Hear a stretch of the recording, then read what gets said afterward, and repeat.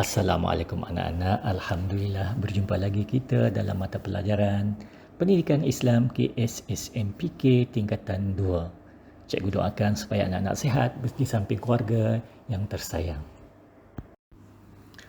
Tajuk yang kita akan kongsi pada pagi ini masih lagi berkaitan dengan sirah Saidina Bilal bin Rabah radhiyallahu an, di mana standard pembelajarannya menjelaskan peranan Bilal bin Rabah radhiyallahu an dalam perkembangan Islam.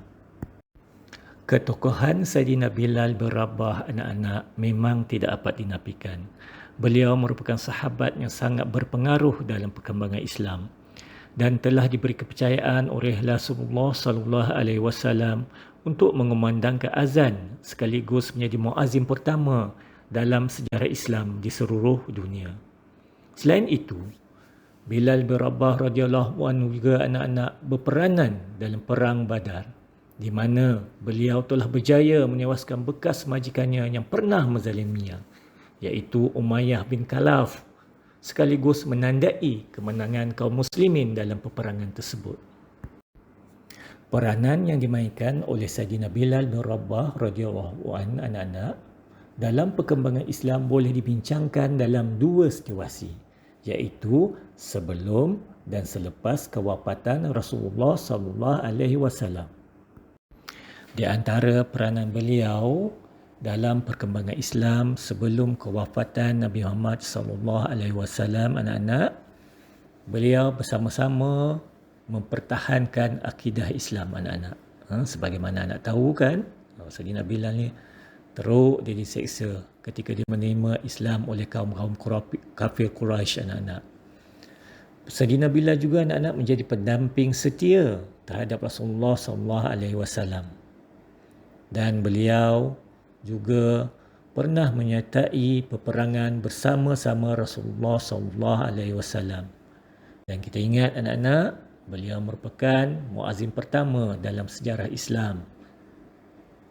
Dan beliau juga merupakan di antara para sahabat yang bersama-sama Rasulullah sallallahu alaihi wasallam ketika menaluki kota Mekah. Dalam mempertahankan akidah Islam, Saidina Bilal bin Rabah radhiyallahu an telah membuktikan kecintaannya terhadap agama Islam dengan bersabar menerima seksaan dan penghinaan dari kafir Quraisy anak-anak. Di samping itu juga, Saidina Bilal membantu Rasulullah sallallahu alaihi wasallam dalam mengembangkan dakwah Islam di kalangan hamba anak-anak. Saidina Bilal juga anak-anak menyertai Rasulullah sallallahu alaihi wasallam dalam semua peperangan seperti perang Badar dan menewaskan kafir Quraisy yang telah menyeksanya dahulu, termasuk tuannya iaitu Umayyah bin Khalaf. Saidina Bilal bin Rabah radhiyallahu anhu ini anak-anak dikatakan sebagai pendamping setia Rasulullah sallallahu alaihi wasallam kerana beliau sentiasa menemani Rasulullah sallallahu alaihi wasallam dalam apa-apa juga keadaan. Contohnya seperti solat fardu, solat hari raya dan solat istiqa anak-anak, iaitu solat meminta hujan. Dan beliau bersama Rasulullah hampir 23 tahun lamanya anak-anak. Telah tercatat dalam sejarah, Saidina Bilal merupakan muazzin pertama dalam sejarah Islam, di mana Nabi Muhammad sallallahu alaihi wasallam telah melantik beliau sebagai muazzin setelah baginda selesai membangunkan Masjid Al-Nabawi di Madinah. Di antara peranan beliau juga di dalam perkembangan Islam sebelum kewafatan Nabi Muhammad sallallahu alaihi wasallam ialah anak-anak, Saidina Bilal turut serta bersama-sama Rasulullah sallallahu alaihi wasallam sewaktu baginda berhasrat untuk menaluki kota Mekah. Kemudian beliau melaungkan azan di dalam Kaabah pada waktu Zuhur seperti yang diminta oleh Rasulullah sallallahu alaihi wasallam selepas kemenangan umat Islam dan berjaya menaluki kota Mekah. Setelah Nabi Muhammad sallallahu alaihi wasallam wafat anak-anak, Saidina Bilal memanglah terasa sangat sedih. Namun beliau tetap terus berjihad mengamalkan perintah Allah Subhanahu Wa Taala dan Rasulullah sallallahu alaihi wasallam. Untuk itu, beliau telah berhijrah ke negeri Syam bersama pasukan Muslim untuk berjihad bagi menjaga perbatasan daripada serangan musuh.